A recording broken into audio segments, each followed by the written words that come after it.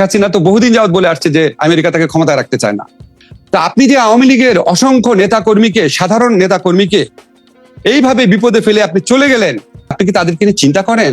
শেখ হাসিনার ফেরা নিয়ে বেশ আলোচনা হচ্ছে যে তিনি ডিসেম্বরের মধ্যে ফিরবেন, এরকম একটি বক্তব্য রয়েছে। তো এই বিষয়টি আপনি কিভাবে দেখছেন? একজন দণ্ডিত আসামি আত্মসমর্পণ করতে আসবেন, আমি একটা বিষয়টাকে এভাবে দেখছি। উনি মৃত্যুদণ্ডে দণ্ডিত একজন আসামি, অসংখ্য মানুষের রক্ত ওনার হাতে লেগে আছে, মৃত্যুদণ্ড প্রাপ্ত একজন আসামি, উনি আইনের কাছে আত্মসমর্পণ করতে আসবেন। বিষয়টা হচ্ছে এটা, আসবেন, আইন অনুযায়ী ওনাকে ট্রিট করা হবে। এবং উনি এটা সত্যি কি আসার সাহস ওনার আছে নাকি দেশের মধ্যে অস্থিরতা তৈরি করার জন্য? তা আপনি যে আওয়ামী লীগের অসংখ্য নেতাকর্মীকে, সাধারণ নেতাকর্মীকে এইভাবে বিপদে ফেলে আপনি চলে গেলেন, আপনি কি তাদেরকে ওয়ার্ন করেছিলেন? আপনি কি তাদের ওয়ার্ন করেছিলেন? আপনি কি তাদেরকে নিয়ে চিন্তা করেন? নাকি আপনি শুধু আপনার পরিবার এবং আপনার সবচেয়ে কাছের যে গোষ্ঠী আছে শুধু তাদের কথাই চিন্তা করেন? দেশের চিন্তা করা তো দূরের কথা, আপনার কাছে তো সুযোগ ছিল, এত বড় একটা দল আপনার পক্ষে ছিল, আপনি অনেক ভালো ভালো কিছু করতে পারতেন। তা আপনি যদি আত্মসমর্পণ করতে আসেন। আমাদের সরকারের পক্ষ থেকে, আমি বিএনপি সরকারের পক্ষ থেকে দেখলাম ওনারা বলছে আপনার প্রতি ইনসাফ করা হবে, ন্যায় বিচার হবে। আমরাও আপনার প্রতি ন্যায় বিচার করার চেষ্টা করেছি। আমরা নিশ্চিত সাক্ষ্য প্রমাণের ভিত্তিতে জাতিসংঘের রিপোর্টের মধ্যেও যেটা উল্লেখ আছে, নিশ্চিত সাক্ষ্য প্রমাণের ভিত্তিতে বিচার হয়েছে। বারবার আমাদের একটা ছিল, সঠিক বিচার করতে হবে, সর্বোচ্চ আন্তরিকতা দিয়ে সঠিক বিচার করতে হবে। সঠিক বিচারে আপনার সাজা হয়েছে, আপনি সাজা ভোগ করতে চাইলে বা এই সাজাকে যদি আইনগতভাবে মোকাবেলা করার সুযোগ করতে চান, ইউ আর মোস্ট ওয়েলকাম। কিন্তু তিনি তো এই আদালতের ব্যাপারে তার আপত্তির কথা জানিয়েছেন এবং তার যে আস্থা নেই সেটা তো পরিষ্কারভাবে তিনি জানিয়েছেন। আমি তো মনে করি উনি দেশে ফিরে আসছে, আদালত প্রতি আস্থা না থাকলে ফিরে আসার কথা না। আস্থা না থাকলে কেউ কি নিজে মৃত্যুদণ্ড পেতে আসে নাকি? নিশ্চয়ই ওনার আস্থা আছে দেখে উনি আসার কথা চিন্তা করছেন। আরেকটা বিষয়, সেটা হচ্ছে আপনাদের সময় হয়েছিল যে আওয়ামী লীগের রাজনৈতিক কার্যক্রম নিষিদ্ধ করা হয়েছিল, যে ঘোষণা আপনি নিজেই দিয়েছিলেন আইন উপদেষ্টা হিসেবে, এবং বিএনপি সরকারও দেখা যাচ্ছে যে সেই নিষেধাজ্ঞা বহাল রেখেছে। কিন্তু কোনো বিশ্লেষক এটা বলার চেষ্টা করেন যে আসলে একটা রাজনৈতিক দলকে এভাবে নিষিদ্ধ রেখে সমস্যার সমাধান হবে না। আপনি বিষয়টা কিভাবে দেখেন?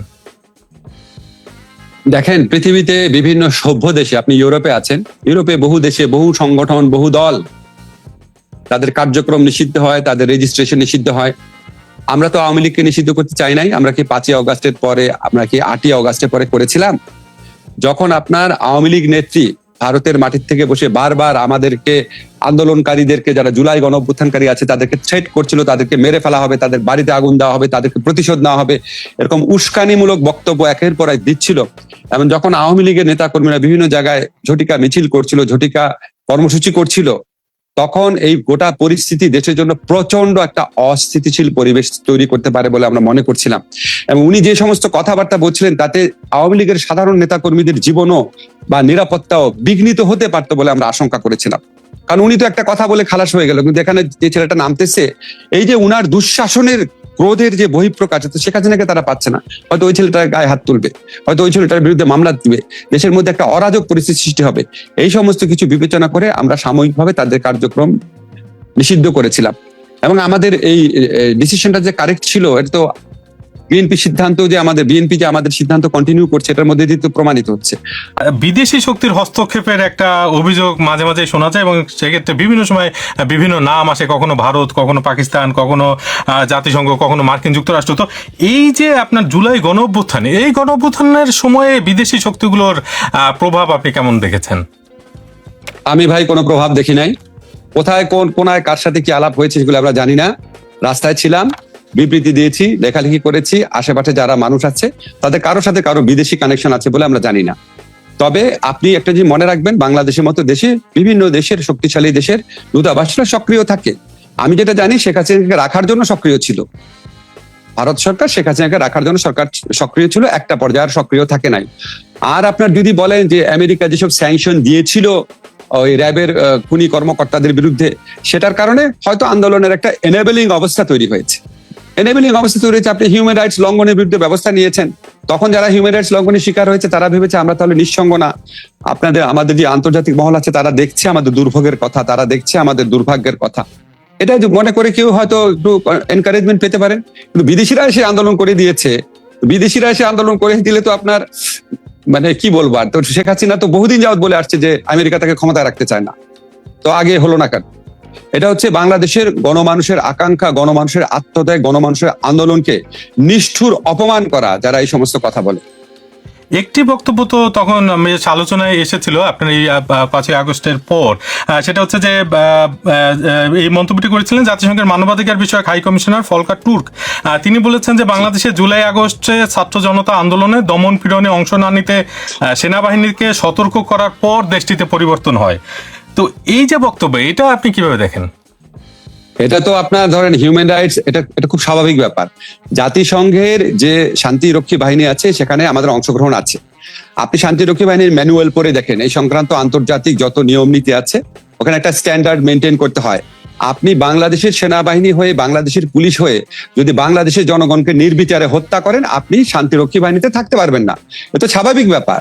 তো পৃথিবীর যে কোনো দেশের সেনাবাহিনী যদি এরকম করে এবং সেই সেনাবাহিনী যদি শান্তিরক্ষী বাহিনীতে অংশ নেয়, জাতিসংঘ বাহিনী তাকে ওয়ার্ন করবে। তো অত্যন্ত স্বাভাবিক ব্যাপার, এবং এটার মধ্যে তো হস্তক্ষেপের কোনো ব্যাপার নাই।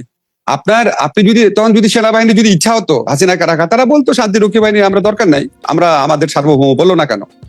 কারণ সমস্ত নিষ্ঠুরতার তো সীমা থাকে। আমাদের সেনাবাহিনী একটা পর্যায়ে যেভাবে আমাদেরকে সাপোর্ট করেছে গণঅভ্যুত্থানে, আমি মনে করি এটা একটা খুবই প্রশংসনীয় ঘটনা। খুবই একটা, তাদেরও সহ্য হচ্ছিল না, তারা যে ইউনিফর্ম পরে রাজনীতির থেকে দূরে থাকে তাদের পক্ষে আর নেওয়া সম্ভব হচ্ছিল না। জুলাই গণঅভ্যুত্থানে নিহতের সংখ্যা নিয়ে বেশ বিভ্রান্তি এখনো দেখা যায়, এবং জাতিসংঘের যে হিসাব তাতে বলা হয়েছিল যে 1400-র মতো প্রাণহানি হয়ে থাকতে পারে। তারপরে কিন্তু মুক্তিযুদ্ধ মন্ত্রণালয় এখন পর্যন্ত যে সংখ্যা বলছে সেটা 836 জন। আবার সম্প্রতি আন্তর্জাতিক অপরাধ ট্রাইব্যুনালের চিফ প্রসিকিউটর বলছেন যে এই সংখ্যা আসলে জাতিসংঘের যে সংখ্যা বলেছে তার চেয়েও বেশি হতে পারে। তো আমাদের প্রশ্ন হচ্ছে যে এই সংখ্যা নির্ধারণে এত দেরি কেন হচ্ছে, এবং আপনারা অন্তর্বর্তী সরকারের তো অন্যতম একটা দায়িত্ব ছিল এই বিষয়গুলোকে সুরাহা করা, সেই ক্ষেত্রে আপনারা করতে পারেননি। আচ্ছা ভাই, ঠিক আছে ফাইন। তাহলে আমাদের যে মুক্তিযুদ্ধ হয়েছে 55 বছর আগে, মুক্তিযুদ্ধে ঠিক কতজন মারা গিয়েছিল আমরা সুরাহা করতে পেরেছি? দেখি এত সোজা ব্যাপার। এখন আপনি বলতে পারেন এটা অনেক নিকট অতীতের ব্যাপার, আমরা সুরাহা করিনি কোথায়? আমরা তো 850-র মতো সুরাহা করেছি, একদম নাম উল্লেখ করে, ঠিকানা উল্লেখ করে, পিতার নাম উল্লেখ করেছি। এখন জাতিসংঘ যেটা বলেছে, জাতিসংঘ বিভিন্ন সোর্স থেকে পাওয়া তথ্যে তাদের মনে হয় এটা 1400 পর্যন্ত হতে পারে। তারা তো 1400 লোকের নাম লিস্ট দিয়ে বলে না এই যে 1400 লোক, তারা বলেছে বিভিন্ন সোর্সের থেকে পাওয়া তথ্য অনুযায়ী তারা একটা নিরপেক্ষ তদন্ত করেছে, বলেছে 1400-র মতো হতে পারে। আর আমরা সেখানে স্পেসিফাই করে 870 না 72 জনকে আইডেন্টিফাই করেছি। অনেককে আমরা করতে পারি নাই, আমরা অনেক অনেক অনেক কাজে ব্যস্ত ছিলাম, তারপর আমরা এখানে সর্বোচ্চ গুরুত্ব দিয়েছিলাম।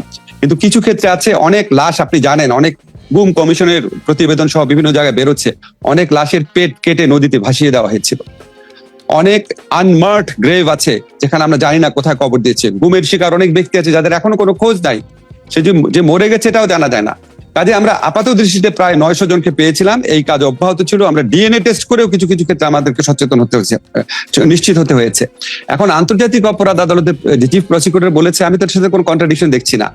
আমরা যেই তথ্য উদ্ঘাটনের কাজটা কন্টিনিউ করেছিলাম, সেটারে যদি ওনারা পুনরায় শুরু করেন, রিজিউম করেন, তাহলে এই নাম্বারটা আরো বাড়বে, বেড়ে গিয়ে এটা 1400 হতে পারে, আরো বেশি হতে পারে। এখন আপনি 1400 নাকি 900, এটা একটা ব্যাপার। যদি 900 হয়, 900 মানুষকে একটা শাসক মারে কিভাবে? 900 মারলে সেটাও তো গণহত্যা, সেটাও তো মানবতা বিরোধী অপরাধ। কাজে সংখ্যা তো ইম্পর্টেন্ট হচ্ছে কেন? অপরাধটা অনেক বেশি ইম্পর্টেন্ট হওয়া উচিত। সংখ্যা 1400-রও বেশি হতে পারে। আপনি অন্তর্বর্তী সরকারের যুব ও ক্রীড়া মন্ত্রণালয়ের দায়িত্ব পালন করেছিলেন কিছুদিন, এবং সে সময় নিরাপত্তাজনিত কারণে বাংলাদেশ ভারতে বিশ্বকাপ বর্জন করেছিল। কিন্তু বিএনপি সরকার আসার পরে দেখা যাচ্ছে সেই যে বর্জন, সেটা নিয়ে তদন্ত কমিটি গঠন করা হয়েছে। তো এই কমিটির সঙ্গে কি আপনার কখনো আলাপ হয়েছে? না, মোটেও আলাপ হয়নি। তদন্ত কমিটি গঠনের ইয়েটা পরে আমার একটু অবাকই লেগেছিল। আমার মনে হয় না ওরা খুব সিরিয়াসলি মিন করেছে। সিরিয়াসলি মিন করলে মোস্ট ওয়েলকাম। সব তো ডকুমেন্টেড আছে কেন আমরা করেছিলাম, আইসিসি রিপোর্ট সহ।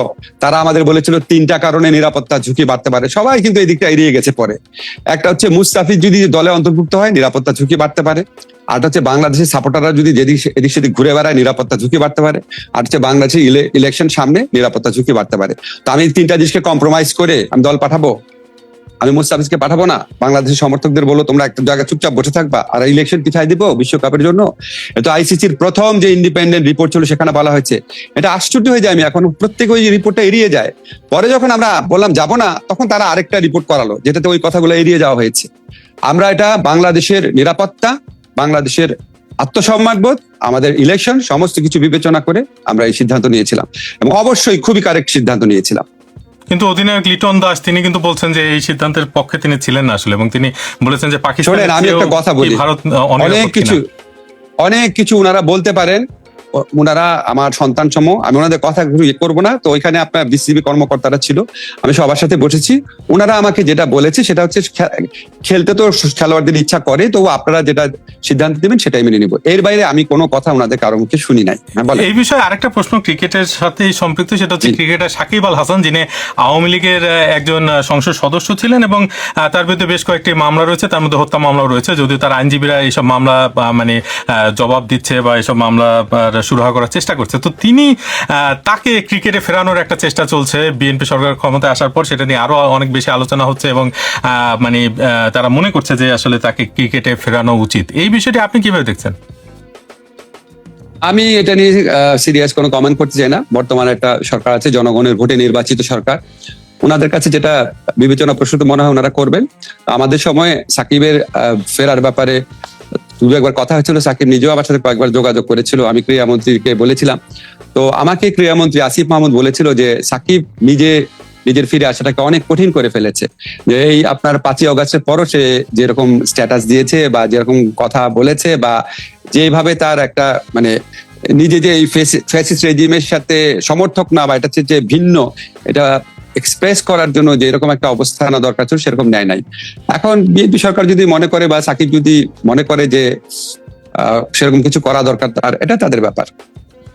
তবে আপনাকে একটা জিনিস বলে রাখি, সাকিবকে আমি মনে করি সাকিবের মতো বড় প্লেয়ার বাংলাদেশের ইতিহাসে কখনো আসে নাই, এবং এত বড় প্লেয়ারকে আমরা রাজনৈতিক ভাবে যেটুক নিরপেক্ষ আশা করি, যতটুক আপনার মানবিক বোধ সম্পন্ন আশা করি, যেরকম আপনার একটা আইডল হিসাবে তরুণ সমাজের সামনে দাঁড়াবে সেরকম ভাবে আশা করি, দুঃখজনক ভাবে সাকিবের মধ্যে সেগুলির অভাব আছে।